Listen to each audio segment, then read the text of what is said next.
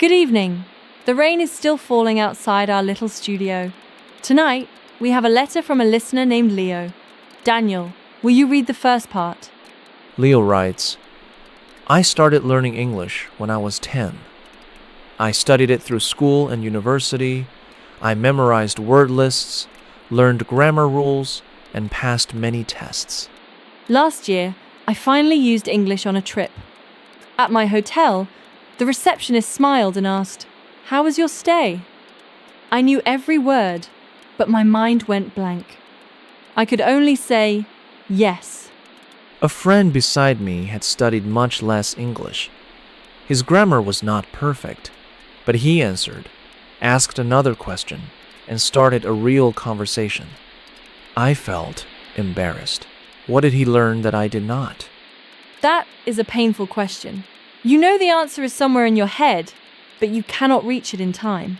So tonight, we want to answer two questions. First, why can years of study fail to produce easy listening and speaking? Second, even when we know a better method, why is it so hard to continue? We compared 14 highly watched language learning videos, then checked their shared ideas against research. We will not promise fluency in 6 months.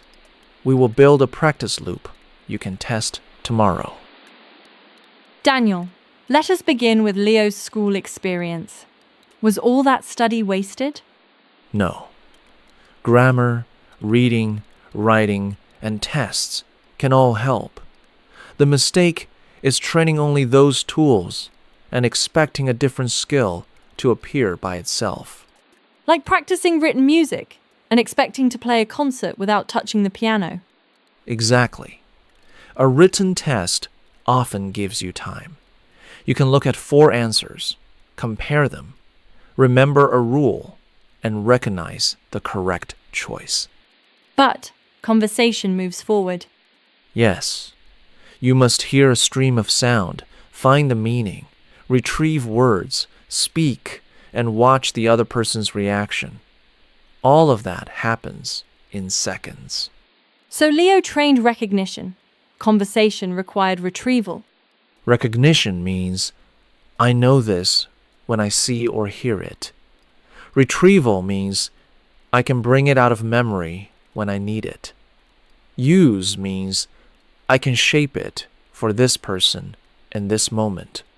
Recognize, retrieve, use.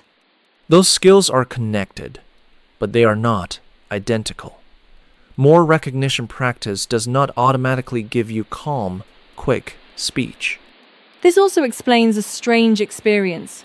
You read the subtitles and think, that sentence is easy. Then you turn the subtitles off and cannot hear the same sentence. Because written English and spoken English do not always look and sound the same. In natural speech, words connect. Some sounds become weak. The important word receives stress, while small grammar words may almost disappear. A learner may know, what are you going to do, on paper, but hear something closer to, what Daya gonna do? Right. We do not need to copy every accent or speak exactly like a native speaker. But our ears need experience with connected speech, and our mouths need experience producing clear rhythm. Daniel, you said the 14 popular videos formed one pattern. What appeared most often?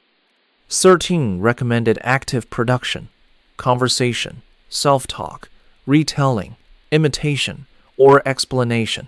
12 recommended a routine. 12 taught language through stories, situations, and useful phrases. 12 also told learners to choose material they cared about. Many also included sound and rhythm, gradual difficulty, feedback, and acceptance of mistakes or incomplete understanding. The details were different, but the shared message was not only listen or only speak. It was a loop. Let us name it slowly. Choose understandable and meaningful content. Listen or read for the main message.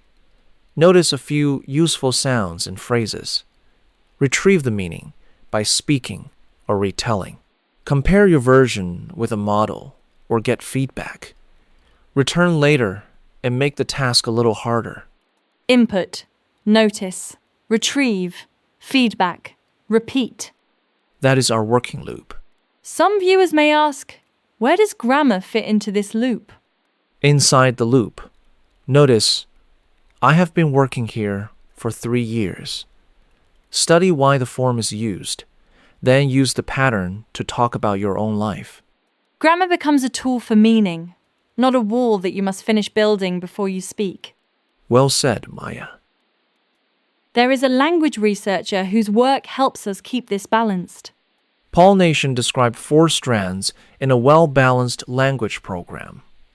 The first is meaning-focused input, listening and reading to understand messages. The second is meaning-focused output, speaking and writing to communicate your own message. The third is language-focused learning, giving direct attention to words, grammar, pronunciation, or spelling. And the fourth is fluency development, using language you mostly know, but using it more smoothly and quickly. This model does not say, never study grammar, only listen or speak when you understand nothing. It says a complete program needs balance. Interaction research adds another idea. Communication and feedback can show you the gap between what you wanted to say and what you could say. A small gap tells you what to learn next. If the whole conversation is a gap, you are only lost. So choose material you can mostly understand. Enough challenge to learn, but enough success to follow the message. What about memory? Memory research supports retrieval and practice spread across time. Closing the page and trying to say an answer is different from reading it 5 times. And one long Sunday session is not the same as returning on several days. There is no perfect schedule for everyone. The simple point is, make your memory work, then return after time has passed. We've explained the loop. Daniel, can we demonstrate it? Let us use a very short story. Listeners, do not study every word. Just follow the message. On Monday morning, Emma left home late and missed her usual bus. She started to worry about an important meeting. Then, an older woman at the bus stop showed her a faster train route, and Emma arrived with 2 minutes to spare. First question, what happened? Do not look for perfect words. Hold the main picture in your mind. Emma was late. She missed her bus and was worried about a meeting. A woman helped her find a train, so she arrived just in time. Good, Maya. You changed the words, but kept the meaning. That is a retelling. What should I notice on the second listen? Only 2 phrases. Started to worry, and with 2 minutes to spare. Started to worry means she began to feel worried. With 2 minutes to spare means she arrived 2 minutes before it was too late. Now use 1 phrase in your own life. Yesterday, I left my notes at home and started to worry, but I reached the studio with 10 minutes to spare. Good. Compare it with the original. 1 or 2 useful corrections are enough. Then I return tomorrow and retell the same story again? Yes. Tomorrow, try without the text. 2 days later, tell it from the older woman's point of view. Next week, use the 2 phrases in a new story. The task becomes harder, but the language is still connected. That is gradual difficulty. Change 1 part of the task at a time. We listened for meaning, produced meaning, studied 2 phrases, and repeated known language more smoothly. Leo asked what he should do tomorrow. Let us give him a complete 20-minute plan. Minute 0 to 5. Choose a short story, interview, or scene you can mostly understand. Listen once for meaning. No pausing every 3 seconds. Not on the first listen. Stay with the message. If you understand the general situation, continue. Minute 5 to 9. Listen again. Notice 2 useful phrases and 1 sound pattern. Copy 1 short line 3 or 4 times. Not the whole 5-minute recording. No. Deep practice needs a small target. Minute 9 to 14. Close the text. Retell the message in your own words. If you cannot retell everything, answer 5 simple questions. Who, what, when, where, and why. That gives the mind a frame. Minute 14 to 17. Compare with the original. Use a teacher, partner, transcript, recording, or careful AI tool. Correct 1 or 2 things that matter. Why only 1 or 2? Because a page full of correction can turn communication back into another test. Save other gaps for later. And the final 3 minutes? Retell once more. Use the corrected phrase. Then write 1 line about what you will repeat tomorrow. Listen, notice, retell, check, repeat. 20 minutes is not magic. Use less on a busy day or more when you have time. The structure matters more. What if Leo wants to improve conversation, not storytelling? Retelling is a bridge. It organizes meaning before you move to questions, opinions, role plays, and real conversation. What if he has a conversation partner? Use the same topic. Listen first, discuss it. Notice 1 phrase from your partner, then record a 30-second summary. The 4 skills do not need separate lives. Exactly. 1 topic can connect listening, speaking, reading, writing, vocabulary, grammar, and pronunciation. Let us compare this with some common traps. Trap 1. Choosing material that is far too difficult because it feels serious. If you understand only a few words, you cannot build a strong message. Easier material is not childish if the ideas are useful. Trap 2. Collecting resources instead of practicing. 5 apps, 40 saved videos, and a perfect schedule can feel like progress, while nothing reaches your voice. Trap 3. Isolated words and permanent subtitles. Learn words and phrases and situations. Use subtitles to check, but sometimes listen before reading, or your eyes may do all the work. Trap 4. Waiting for perfect grammar. Accuracy matters, but perfection is not an entrance ticket. Speak, notice the gap, learn, and speak again. Trap 5. Speaking without feedback, or studying 1 huge day and disappearing for a week. Feedback should guide practice without stopping every sentence. A smaller, repeatable system usually gives the skill more chances to grow. And no popular method is the only method. Learners have different goals and lives. Shared principles are stronger than any app, teacher, or slogan. At this point, Leo may say, I already know I should listen, speak, and review. I have made plans before. I start on Monday and stop by Thursday. That is the second problem. Information is no longer enough. Daniel, why do we avoid something we truly want? Sometimes we are not avoiding English. We are avoiding the feeling that comes with English. Confusion, boredom, embarrassment, or fear of sounding foolish. Psychologist Piers Steele reviewed a large body of procrastination research. One important factor was task aversiveness. That means the task feels unpleasant. Some researchers say that delay can act as short-term mood repair. Mood repair sounds positive. Only for the present moment. Imagine Leo opens a difficult listening lesson. He feels stupid after 10 seconds. He closes it and checks his phone. The bad feeling drops. So delay gives him a small reward. Relief. Yes. The English problem remains, but the pressure is gone for a minute. The brain learns. When this feeling appears, escape. And fluency is a distant reward. The phone can reward him now.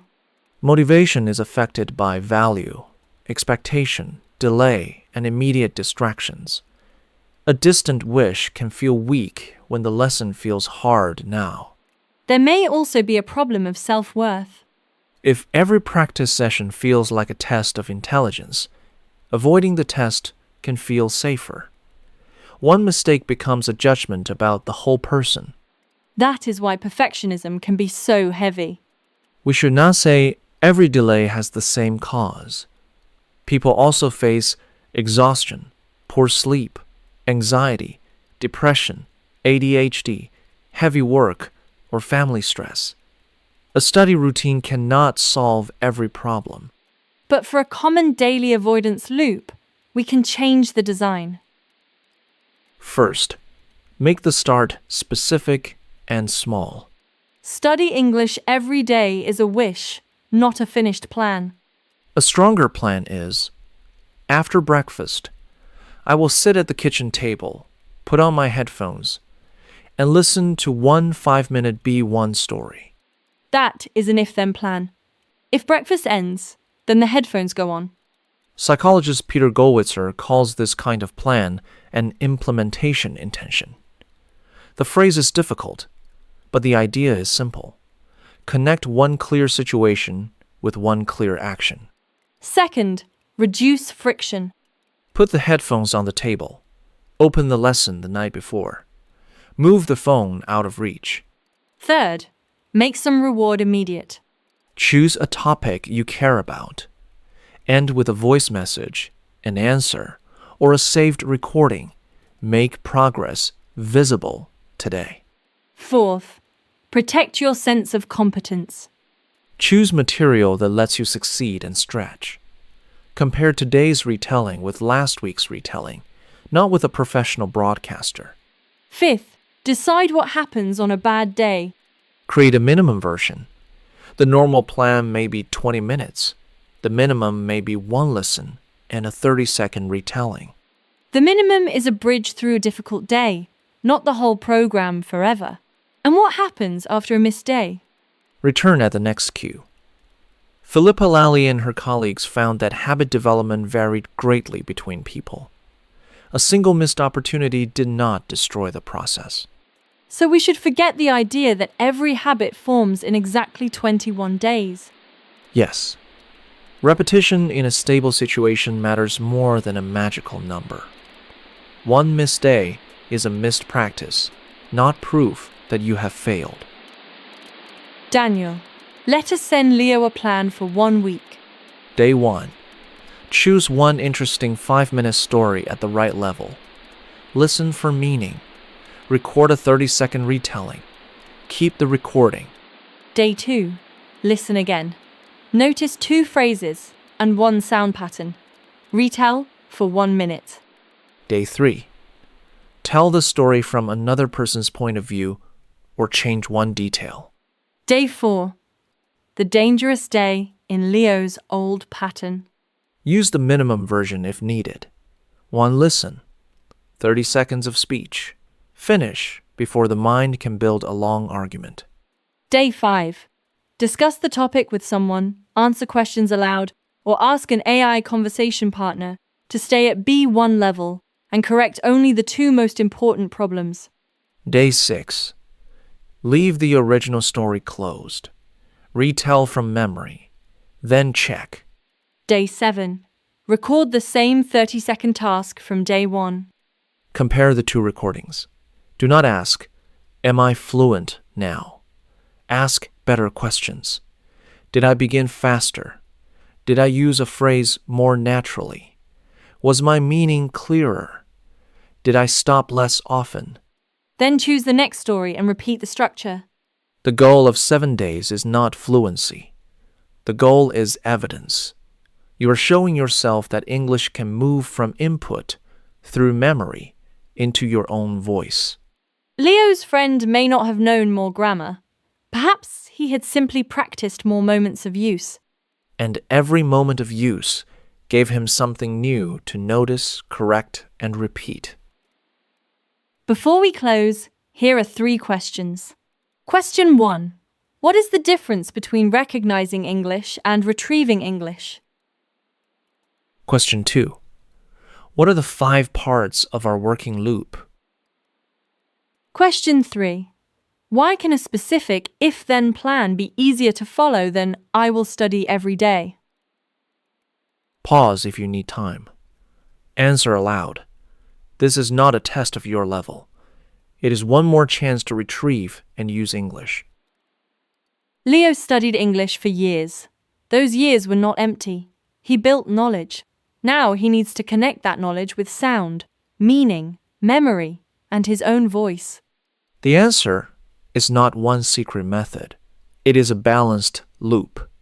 Understandable input, careful noticing, active retrieval, useful feedback, and later repetition. And when the plan is hard to continue, do not only blame motivation. Make the start clear. Reduce friction. Choose meaningful content. Create an immediate sign of progress. Return after a missed day. Tomorrow, choose one short story. Listen once. Notice 2 phrases. Close the text and retell it. Small enough to begin. Real enough to use your voice. Good night, Leo. And good night to everyone listening in the rain.